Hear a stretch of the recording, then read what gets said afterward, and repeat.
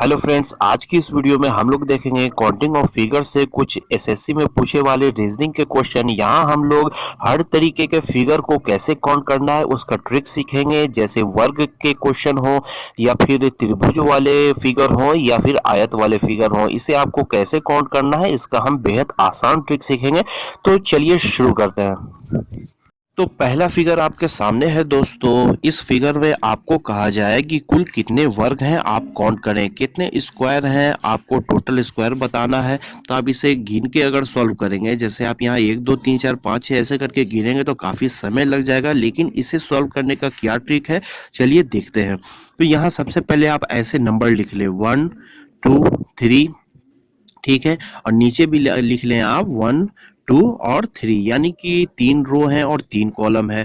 तो इसे सॉल्व करने का ट्रिक है, यानी कि ये क्वेश्चन में हम कह सकते हैं n गुना n है फिगर, ठीक है। तो ये 1 से लेकर 3 तक है, तो 1 से लेकर तीनों में हम स्क्वायर लगा लेंगे। जैसे 1 पर स्क्वायर लगा देंगे, 2 पर भी स्क्वायर लगा देंगे और 3 पर स्क्वायर लगा देंगे और सभी को हम जोड़ देंगे, ठीक है। तो 1 का स्क्वायर करेंगे तो 1 हो जाएगा, 2 का स्क्वायर करेंगे तो 4 हो जाएगा और 3 का स्क्वायर करेंगे तो 9 हो जाएगा। सबको हम जोड़ेंगे, 1 और 4 5 और 9 14, यानी कि कुल 14 वर्ग हैं इस फिगर में। इसको सॉल्व करने का यही ट्रिक है। कुल कितने वर्ग हो गए? 14। ये हो गया आंसर। अब आइए हम दूसरा फिगर देखते हैं। दूसरा फिगर आपके सामने है दोस्तों। इस फिगर में भी हम वैसे ही नंबर लिख देंगे जैसे पहले फिगर में हमने लिखा था। तो यहाँ हम लिखेंगे 1 2 3 और 4, ठीक है। और 1 2 3। यहाँ देखिए दोस्तों, पहले क्वेश्चन से ये क्वेश्चन एकदम अलग है, क्योंकि उस क्वेश्चन में रो और कॉलम दोनों बराबर थे, सेम थे। इस क्वेश्चन में देखिए रो और कॉलम दोनों सेम नहीं है, दोनों अलग अलग है। अगर ऐसे फिगर हो तो इसकी आप काउंटिंग कैसे करेंगे? तो इस फिगर को हम कह सकते हैं ये फिगर m गुना n है, ठीक है।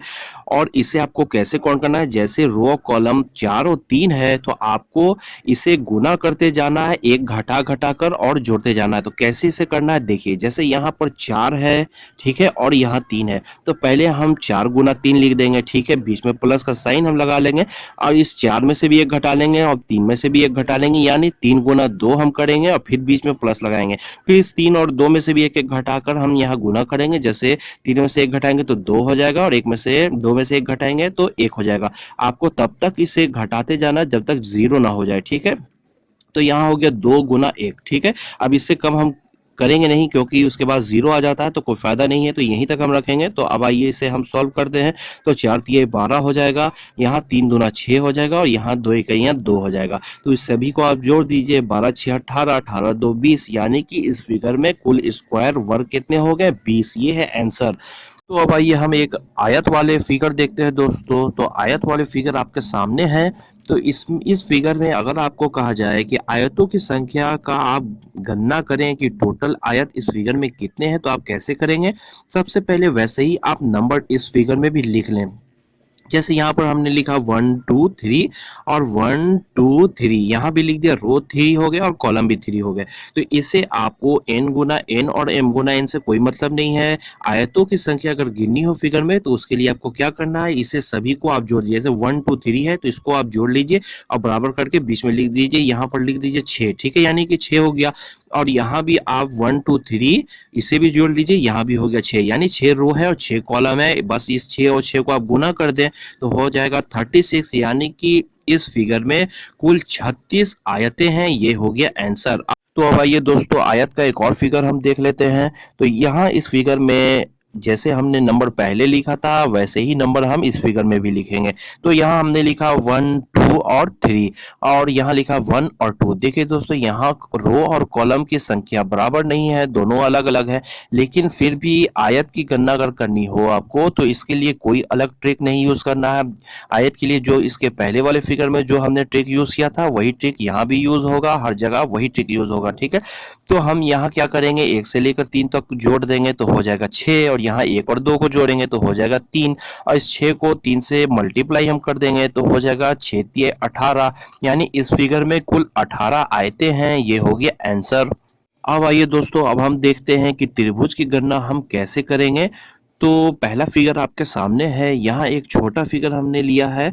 अगर इस फिगर में कहा जाए आपको कि कुल कितने त्रिभुज हैं, तो आप कैसे इसे काउंट करेंगे? तो इसे आप गिन सकते हैं, क्योंकि छोटा फिगर अगर बड़ा होगा तब हमें प्रॉब्लम हो जाएगी। तो यहाँ जैसे 1 और 2 और एक बड़ा त्रिभुज यानी 3 त्रिभुज है, ठीक है? लेकिन इसे सॉल्व करने का ट्रिक हमारा क्या है?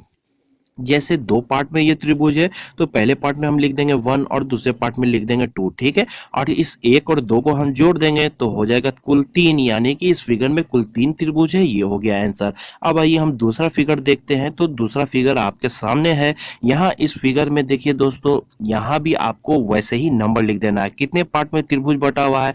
जैसे यहाँ लिखेंगे 1, यहाँ 2, यहाँ 3, 4, यानी ये त्रिभुज 4 पार्ट में बटा हुआ है। तो इस 1 से लेकर 4 तक सभी को हम जोड़ेंगे तो 1 प्लस 2 यानी 3 हो जाएगा, 3 प्लस 3 यानी 6 हो जाएगा, 6 प्लस 4 यानी 10, यानी इस फिगर में कुल 10 त्रिभुज हैं। ये हो गया आंसर। अब देखिए दोस्तों, इसी फिगर में अगर हम बीच में एक लाइन यहाँ पर खींच दें तब हम क्या करेंगे? तो ये तो 1 2 तो पहले था, 2 पार्ट में बटा हुआ था और बीच में एक लाइन यानी 2 पार्ट और हो गया। तो 2 2 4 पार्ट हो गया। तो हमने यहाँ पर 1 लिखा था और यहाँ 2 लिखा था, तो आया था कितना जोड़कर? 3। इसी में आपको डबल कर देना है, यानी 2 से मल्टीप्लाई कर देना है, तो हो जाएगा 3 दूना 6, ठीक है? उसी तरह हम दूसरे फिगर में आइए चेक करके देखते हैं। अगर एक लाइन बीच में आपको ऐसे खींचा हुआ मिल जाए, ठीक है, तो आपने 1 से लेकर 4 पार्ट में इसे बांटा था और ये डबल हो गया है, यहाँ भी 4 पार्ट है, तो इसे आप 2 से मल्टीप्लाई करेंगे तो हो जाएगा 10, यानी कि 10 दूना 20, यानी कि पहले 10 था त्रिभुज, अब अगर बीच में लाइन हो जाए तब त्रिभुज की संख्या टोटल फिगर में हो जाएगी 20, ठीक है? उसी तरह अगर लाइन एक की जगह एक और लाइन खींच दिया जाए, अगर 2 लाइन खींच दिया जाए तो अब 3 पार्ट में बढ़ गया है, तो 1 से लेकर 4 तक ही हमें गिनना है, तो हो जाएगा 10, और इसे 3 पार्ट में बांटा गया है तो 3 से आप मल्टीप्लाई कर ले तो हो जाएगा 30। अब कुल फिगर में, इस फिगर में कुल कितने त्रिभुज हो गए? 30। ये हो गया आंसर। अब आइए दोस्तों, फिगर काउंटिंग का सबसे इंपॉर्टेंट फिगर देखते हैं दोस्तों। तो फिगर आपके सामने है। यहाँ पर इस फिगर में आपको अगर कहा जाए कि त्रिभुज की संख्या बताएं कि कुल कितना त्रिभुज है, तो आप कैसे इसकी काउंटिंग करेंगे? अगर आप इसको गिनना चालू कर दें तब तो आपको काफी समय लग जाएगा, टाइम लग जाएगा और गिनती सही निकलेगा भी नहीं आंसर। तो इसे सॉल्व करने का क्या हमारा ट्रिक है? तो चलिए देखते हैं।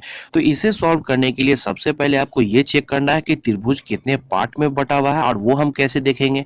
यहाँ पर देखिए, हम इसे एक पार्ट मानेंगे, ठीक है, और इस त्रिभुज को हम 2 पार्ट मानेंगे, और यहाँ पर एक लाइन लगाया तो ये 3 पार्ट हो गया और ये 4 पार्ट हो गया, यानी ये त्रिभुज 4 पार्ट में बटा हुआ है, ठीक है?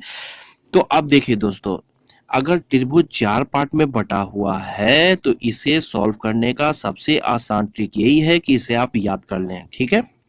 अगर 4 पार्ट में बटा हुआ है तो कुल इस फिगर में 27 त्रिभुज होंगे, तो ये हो जाएगा आंसर, ठीक है? तो अगर आप याद कर सकते हैं तो आप याद कर लें। जैसे अगर हम लोग कहें कि एक फिगर और हम यहाँ देखते हैं, जैसे इस फिगर में आपको दिख रहा है कि कितने पार्ट में बटा हुआ है, ये 1 पार्ट, 2 पार्ट, 3 पार्ट, ये फिगर 3 पार्ट में बटा हुआ है, ठीक है? अगर फिगर 3 पार्ट में बटा हुआ होता है तो यानी कि इस फिगर में कुल 13 त्रिभुज होंगे, ठीक है? अगर 3 पार्ट में बटा हुआ है तो 13 त्रिभुज होंगे, अगर 4 पार्ट में बटा हुआ है तो 27 त्रिभुज होंगे। अगर 5 पार्ट वाला क्वेश्चन आ जाता, अगर 5 पार्ट में बटा होता त्रिभुज, तो वहां कुल 48 त्रिभुज होते हैं, ठीक है? अगर इसे आप याद कर सकते हैं तो याद कर लें। अब देखिए दोस्तों, अगर आपको ये याद अगर नहीं है कि 4 पार्ट में 27 त्रिभुज होते हैं और 3 पार्ट में 13 होते हैं, 5 पार्ट में 48 होते हैं, अगर आपको याद नहीं है तो इसे आप कैसे सॉल्व करेंगे? तो उसके लिए ट्रिक है, आइए हम चेक करते हैं कैसे आपको सॉल्व करना है। अगर आपका फिगर 4 पार्ट में बटा हुआ है त्रिभुज, ठीक है, तो आप इसे सबसे पहले 4 से लेकर 1 तक लिख लें। जैसे यहाँ लिखेंगे 4 3 2 1, ठीक है, आपने लिख दिया 4 से लेकर 1 तक। अब 4 के सामने आप 1 लिख दीजिए, ठीक है, 4 के सामने आपने 1 लिखा। अब इस 1 में आपको 2 जोड़ना है और उसके नीचे लिखना है, यानी 1 में 2 जोड़ेंगे तो 3 हो जाएगा, तो 3 के सामने हमने लिखा 3। अब इस 3 में हम 3 जोड़ेंगे और 2 के सामने लिखेंगे 6, ठीक है। अब इस 6 में हम 4 जोड़ेंगे और 1 के सामने लिखेंगे 10, ठीक है, ऐसे हमने लिख लिया। अगर यही अगर फिगर 5 पार्ट में बटा होता तब हम 5 से लेके 1 तक लिखते हैं, जैसे 5 लिखते हैं, 4 लिखते हैं, 3 लिखते हैं, 2 लिखते हैं, 1 लिखते हैं, ठीक है। और 5 के सामने हम 1 लिखते हैं, ठीक है। और इस 1 में 2 जोड़ते हैं तो 4 के सामने 3 लिखते हैं, और इस 3 में 3 जोड़ते हैं तो 3 के सामने 6 लिखते हैं, और 2 अगर इस 6 में हम 4 जोड़ते हैं तो 2 के सामने 10 लिखते हैं, और इस हम 10 में 5 जोड़ते हैं तो 1 के सामने हम 15 लिखते हैं, ठीक है। उसके बाद देखिए नेक्स्ट स्टेप आपको क्या करना है, नीचे से ऊपर हम जाएंगे, ठीक है। नीचे से ऊपर हम जाएंगे और एक संख्या छोड़कर अगली संख्या को सर्कल करेंगे, ठीक है। और ये सर्कल क्यों करेंगे वो हम आगे चल के देखेंगे। जैसे यहाँ 10 को छोड़ेंगे हम 6 को सर्कल करेंगे, ठीक है। और इस 3 को छोड़ेंगे 1 को सर्कल करेंगे, ठीक है। उसके बाद इस 1 से लेकर 10 तक सभी को हम जोड़ेंगे तो यहाँ हो जाएगा 10 6 16, 16 3 19 और 1 20, 20 हो गया, ठीक है। अब जो हमने सर्कल किया था उसे भी हम जोड़ते हैं तो 6 1 7 हो गया 27, यानी कि 4 पार्ट में अगर आपका त्रिभुज वाला फिगर बटा हुआ है तो कुल 27 त्रिभुज होंगे, ये हो गया आंसर।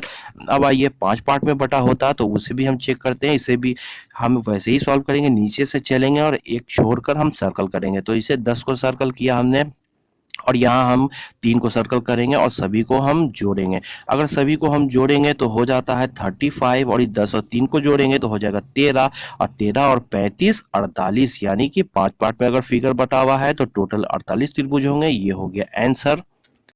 तो अब आइए हम नेक्स्ट फिगर देखते हैं दोस्तों। तो फिगर आपके सामने है। इस फिगर में आपको अगर कहा जाए कि इस फिगर में कुल कितने त्रिभुज हैं तो आप इसे कैसे काउंट करेंगे। तो यहाँ सबसे पहले आप लिख लें 1 2 3, ठीक है।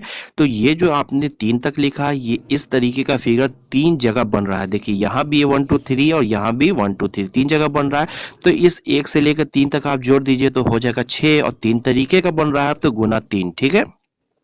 यानी ऐसे ऐसे त्रिभुज 18 है तो 18 हो गया। और बीच में एक त्रिभुज है दोस्तों और 2 पार्ट में बटा हुआ है तो यहाँ भी हम लिखेंगे 1 और 2, ठीक है। और इस 1 और 2 को भी जोड़ेंगे तो हो गया 3, ठीक है। यानी बीच में 3 त्रिभुज है तो यहाँ हो गया 3, तो 18 और 3 21 हो जाता है, ठीक है। और ये एक त्रिभुज जो बड़ा वाला है ये भी एक त्रिभुज है, इसे भी हम प्लस करेंगे तो 21 + 1 यानी कि कुल 22 त्रिभुज हो गया इस फिगर में, ये हो गया आंसर।